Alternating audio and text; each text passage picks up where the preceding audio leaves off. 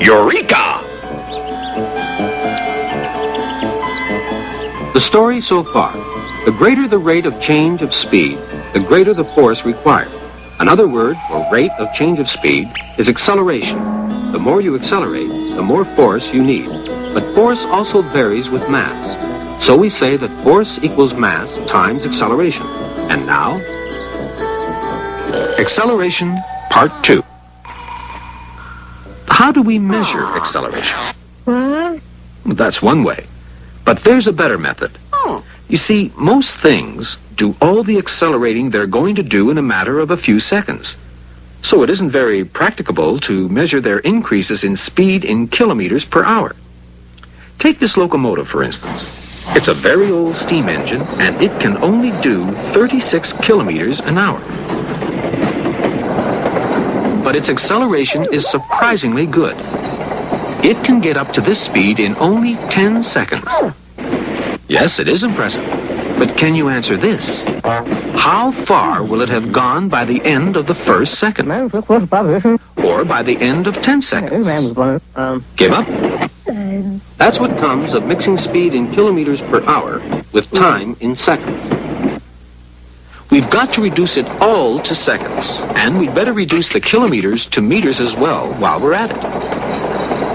The train's top speed is 36 kilometers an hour, which is the same as 36,000 meters in an hour. Since an hour contains 60 minutes, we can divide 36,000 meters by 60 to find out how many meters it goes in 1 minute. Then we divide again by 60 to see how many meters it'll go in 1 second, which comes to 10 meters in 1 second. So we now know that 36 kilometers per hour is the same as 10 meters per second. That means that once the locomotive has reached its top speed, it is covering exactly 10 meters of track every second that goes by, never less and never more.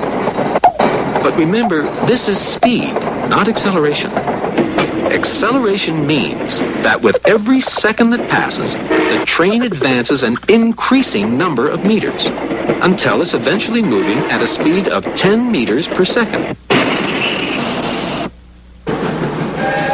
But it didn't start out that way. Ready? You've got 10 seconds in which to attain a speed of 10 meters per second.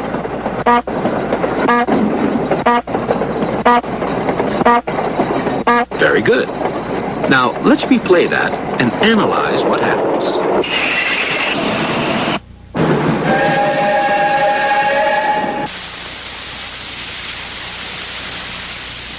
In the first second, you reach a speed of 1 meter per second and cover a small amount of railroad track. In the second second, you reach a speed of 2 meters per second and cover a larger amount of track. In the third second, you're going at 3 meters per second and covering yet a longer stretch of track, and so on until by the end of the 10th second, you're going at a steady speed of 10 meters per second and covering 10 meters of track during every second that passes from then on. Your acceleration is over. But how much was that acceleration exactly? That's right. Your locomotive increased its speed by 1 meter per second, every second.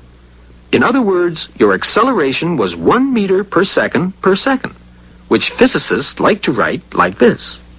And that's how you measure acceleration.